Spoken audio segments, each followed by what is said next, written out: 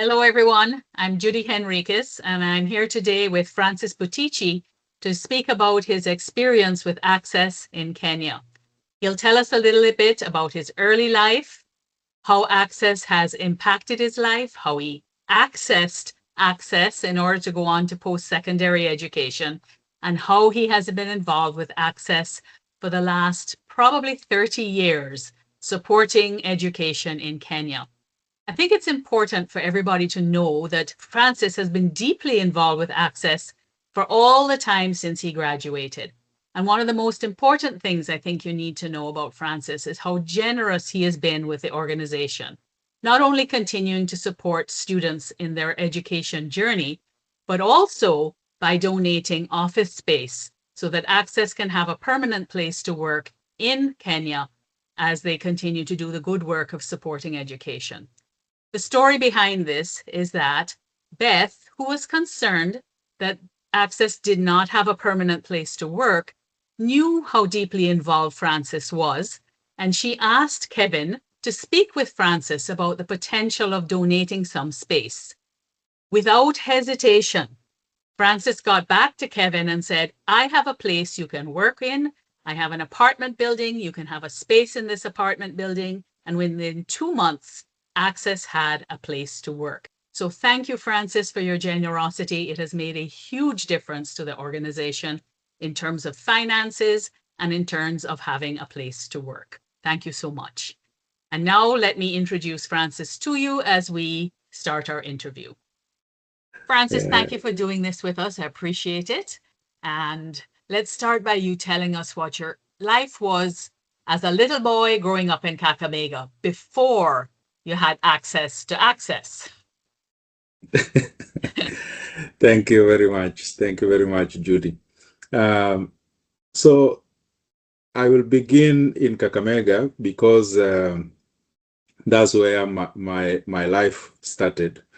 My parents separated in 1981, and therefore my three siblings plus myself were taken to my grandmother's place in a place called Busilwa in Kakamega district, a village called Busilwa, Ikolomani division. So here is where we attended our primary school. I did my primary school education and passed, and I went to, actually I had no in my mind and in my dreams, I had no dream at that moment, because I knew primary education was the end of me. Looking at the environment around me, my grandmother was supporting the four of us. There are two other children from his son and his own younger children. So there was a bunch of us who were competing for opportunities, and for me, I saw there's nothing there for me. So I didn't even struggle to do well in my primary education, because I knew I'm not going anywhere. So anyway, I passed. I think naturally I was just a smart kid, and I passed the examination. And my grandmother told me that let us walk to a school in Imbale Secondary School. This is where also my sister was studying, and she had gotten an opportunity because of chess that time. And chess was only sponsoring girls at that time. So she was the second cohort of chess, because there was a first cohort and then the second, and then my year was the third cohort. So we went, and the head teacher told him, we walked like 8 kilometers to the school, by foot. Yeah, and the head teacher welcomed us, and he said, anytime you have some money, be it money, cash, or maize, or you harvest something at home that you think can be used to pay school fees, bring it. but let your grandson come to school. So no uniform, no nothing, just my home clothes, and I was allowed to join Form 1. Luckily, in that year, when I had just joined, I actually joined in term towards the end of term 1.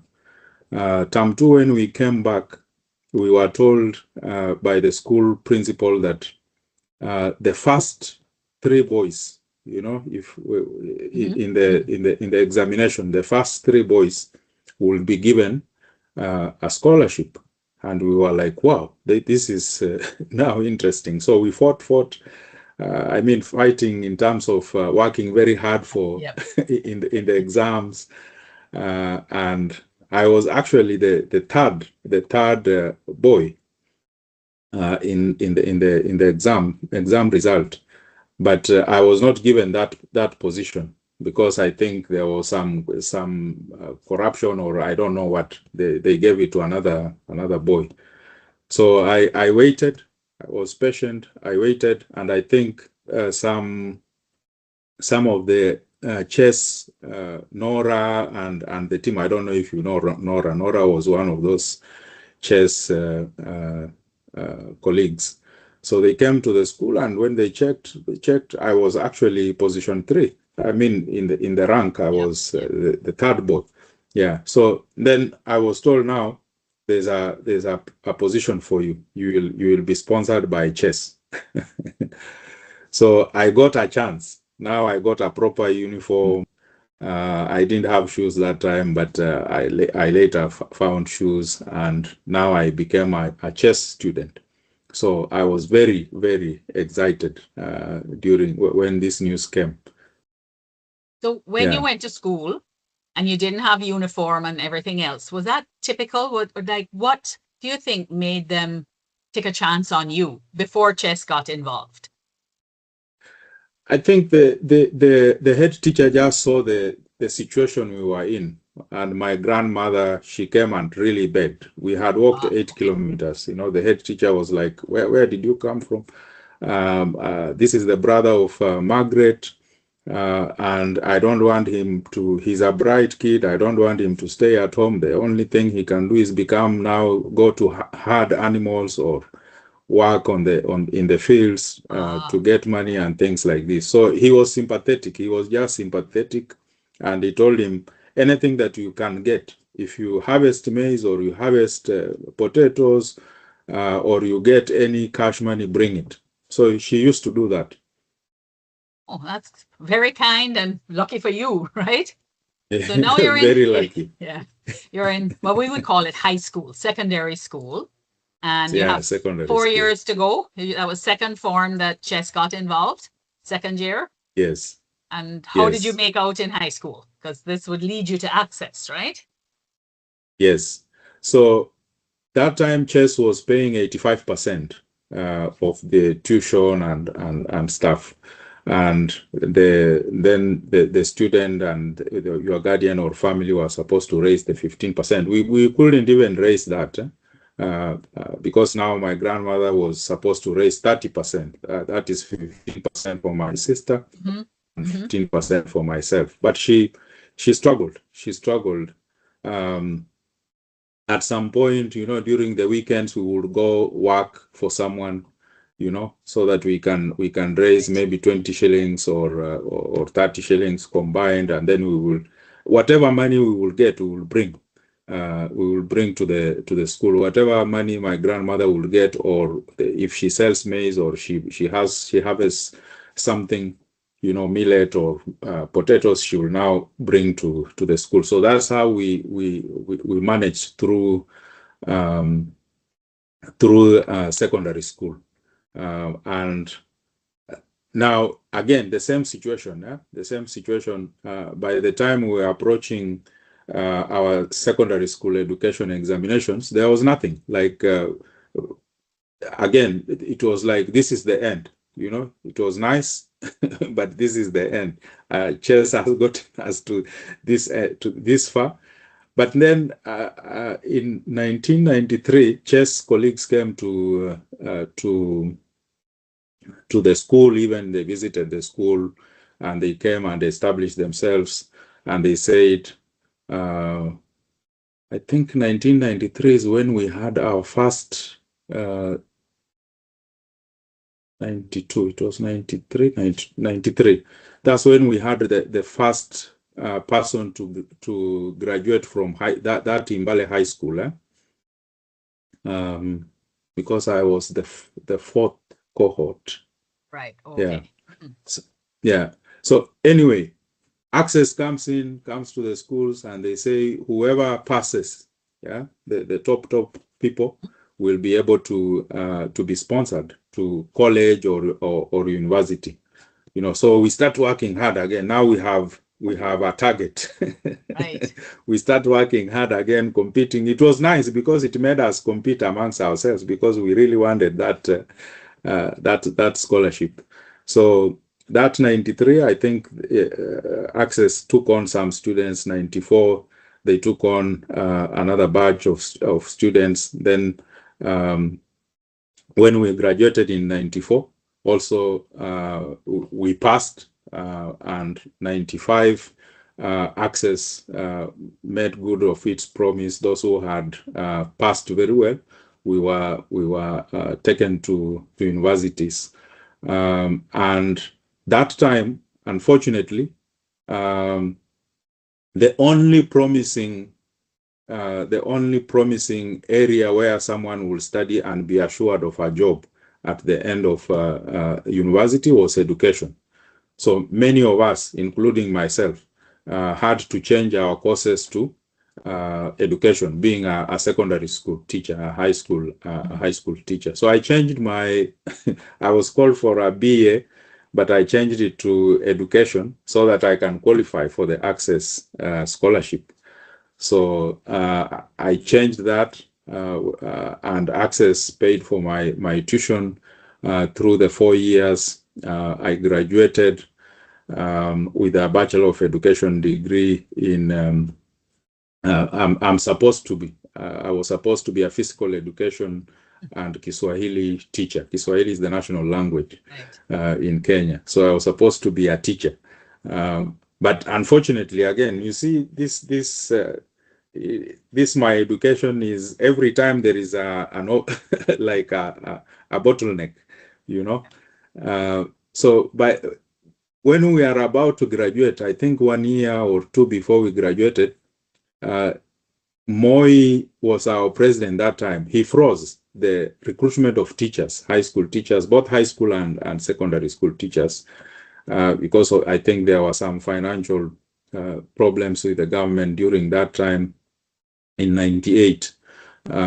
So again, we were like, now, this was supposed to be something that will get us out of this, cycle of poverty. But now there's no job again. So anyway, I was just going to ask you to back up a little bit. I won't forget where you were, but back up a little bit and tell us how you actually got an ACCES scholarship, because I don't think they came to the school and just handed it to you. There was a process, right? Yes. Again, it was the bright students, students who are coming from a needy family. Yeah, the same process that CHES was using, that's the same process that they used at that time. So you have you are an ACCES student, which means you are needy and you are coming from a poor family, and then you pass your exams, like you really pass your exams. So we for us who are already in CHES, we kind of automatically got the opportunity. Yeah. Okay, got it. I didn't understand that. So now you're in high school planning. What were you planning to be before you wanted to change to teaching? I wanted to actually, when you are in the 4th year of high school, during that time, you will fill some forms saying, I want to be in this university and this is the profession I want to be, and then those forms will go to Nairobi, and the Joint Admission Board will now assess based on your actual results, and then they would they would how do they say, what is the word? They would say now you will be, they will send you a letter saying that you have been selected to pursue this course in this university. Right. So Okay. whether So it's the course, whether it's the course that you needed or not, you applied for or not, you get a letter. right. You get So an they admission decide for letter. you what you're going to study. Yes. Yeah. So, Okay. but personally, I really wanted to be a doctor or a mechanic so that I could, do things. Yeah. Um, if I would get a doctor, I know I would heal people. Repair them or something.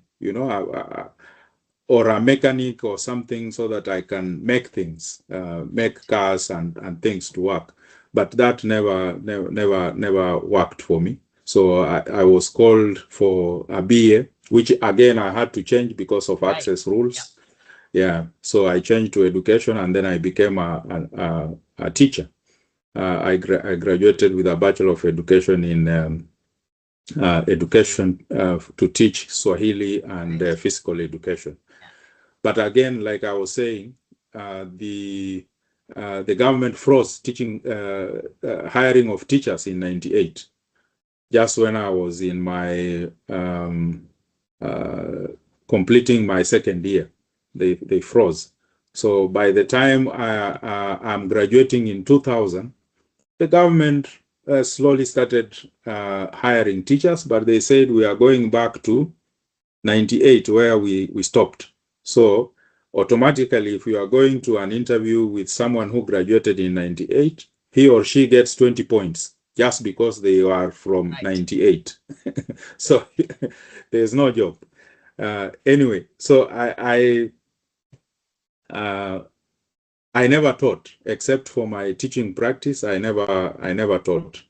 And then in 2000, I think it was December 2000, George and Beth were in Kakamega, and they wanted to know. They were seeing so many children out of school and walking in the streets of Kakamega and all this, and they asked me, "Can you do an assessment? A quick and dirty assessment on why are these children not going to school?" And so I did that, and then by the time I was finishing, they had already gone back to Canada. And when I sent the report, they say, "Now you are the one who wrote this report. Design a project so that we can help these children." So I designed the non-formal education project for these children, where we were working with churches, and they will give us space where we will mobilize all those children within that community that are not going to school, and we will bring them to school the appropriate time that they decided, and then we will have teachers come and teach them basic literacy. So I then so Beth and George say, "Now that you designed this project, then you will be the manager." So I started I started implementing. So that's how I slowly but surely got off my teaching profession. So then I started now this project management, proposal writing, leading people in terms of the teachers. I was training them the non-formal way, because teaching in a regular school is not the same as teaching in a non-formal classroom and things like this. So that's how now I became an NGO person. And then we had to create an organization called LIFA, Literacy for All, that Access was funding, but we also got some funding from CEDA that time. I think CEDA changed. CEDA that time. And then Action Aid, Care International, they all came in and supported the project. And I became the project. I was the project manager that time. We had over seven non-formal education schools. We worked also with the university in Kakamega. We have Masinde Muliro University in Kakamega on a non-formal education curriculum to train teachers so that they can properly teach these kinds of children. Then after some time, I left. ACCES and LIFA, and I went to Kakuma refugee camp. Kakuma refugee camp is northwest of Kenya, where we had over 100,000 refugees, mainly from South Sudan. And I became the education manager for the camp under Lutheran World Federation. So there I was managing a whole school district, you can say, because we had 24 primary schools in the camp. We had 7 secondary schools. We had a teacher training college, all under my leadership. So I spent about a year in Kakuma refugee camp, managing this and ensuring that the teachers are trained, they are being supervised, teaching learning materials are provided. We were receiving funds from the American government, UNHCR, and many other private donors of Lutheran World Federation. So I did that for 1 year, and then I left. I went to South Sudan in 2005 May, again to be a teacher trainer. In South Sudan in 2005 there was no teacher, but there were too many children who are out of school. So we will go to a village. We ask someone, what level of education do you have? Someone who has ever gone to school or is interested in teaching and things like this. So we'll give them a very crash program of 2 weeks on how to be a teacher, how to teach, how to draw a simple lesson plan and teach. So we take them through the teaching learning, the teacher books, and we install them, and we move to another village. We move to another village.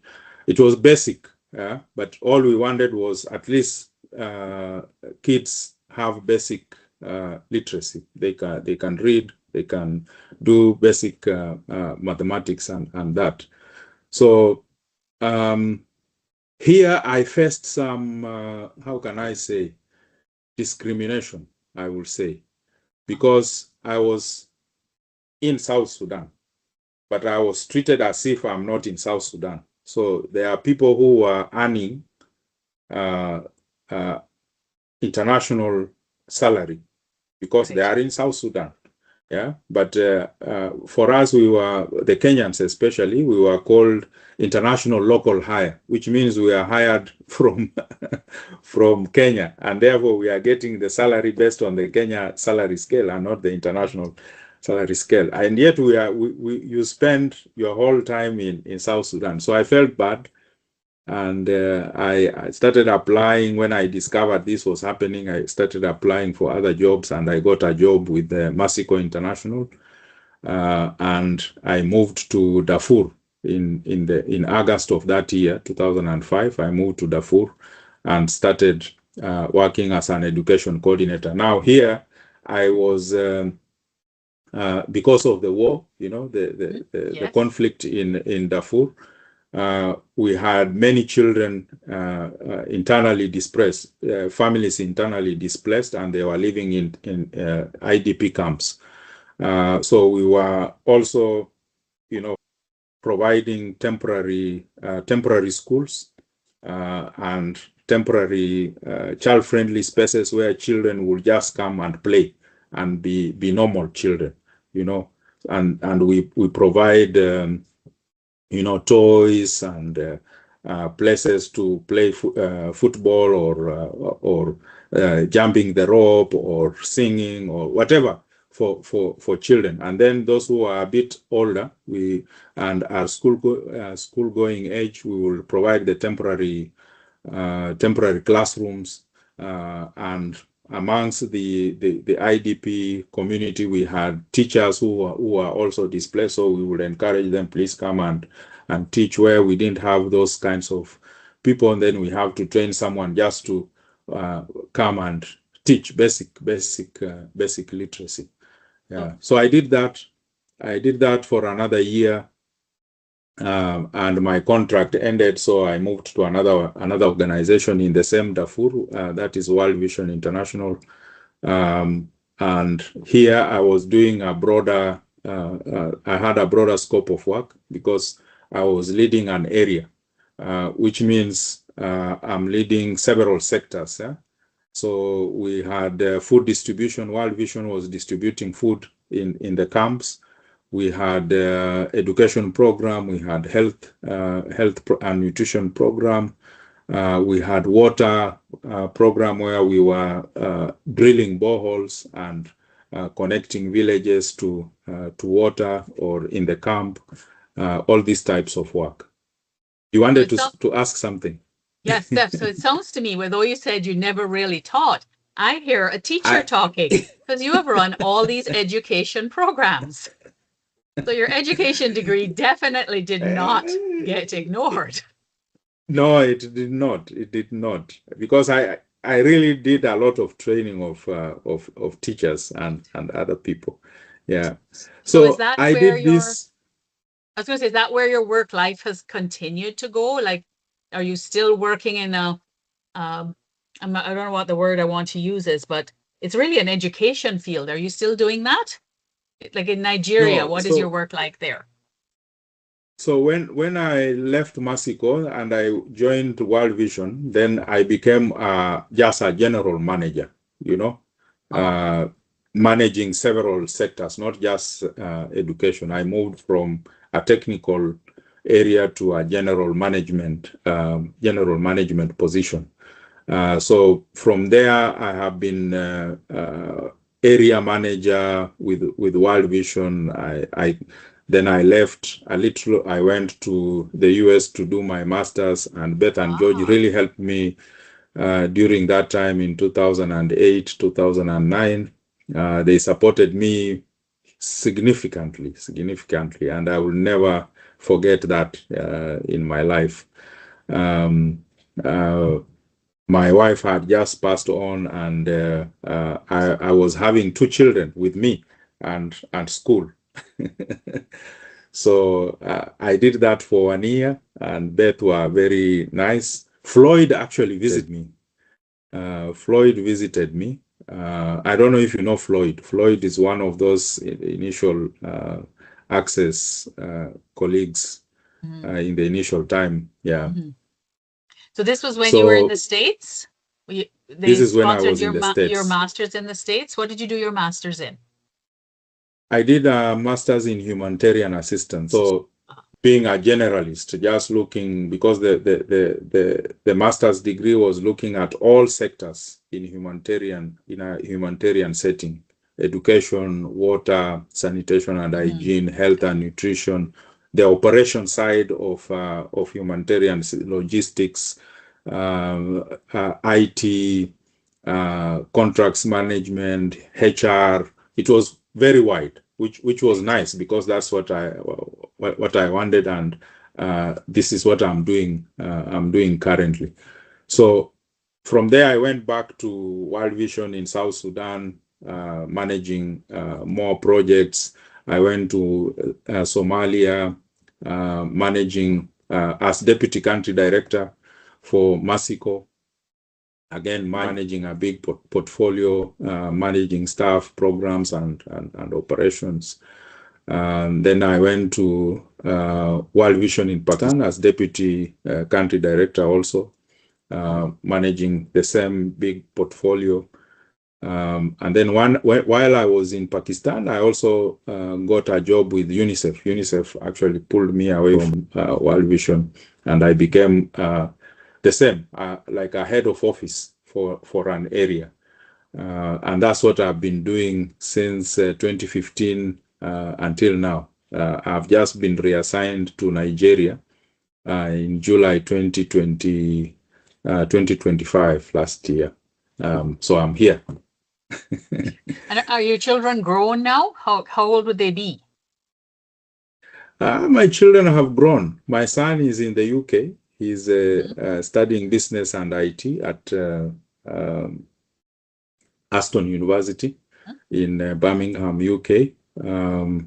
My other children are still young. They are still in, one is in senior school, the other one is in junior school, and the other one is still in primary school.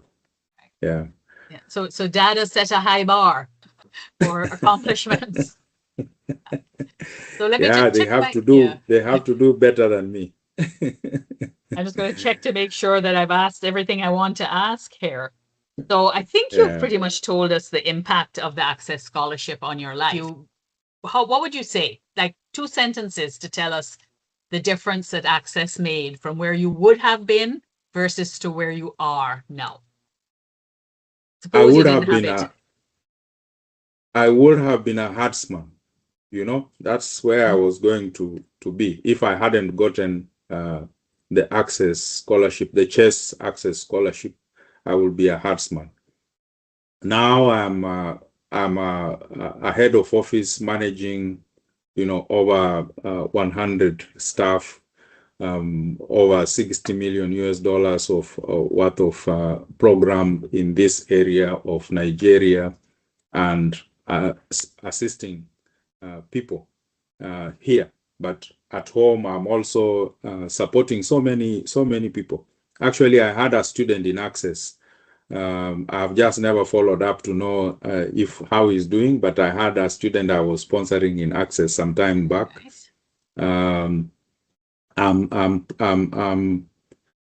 I'm educating several people. There's one cousin of mine who is now he will be graduating in April with a diploma in veterinary medicine, so he'll become a vet.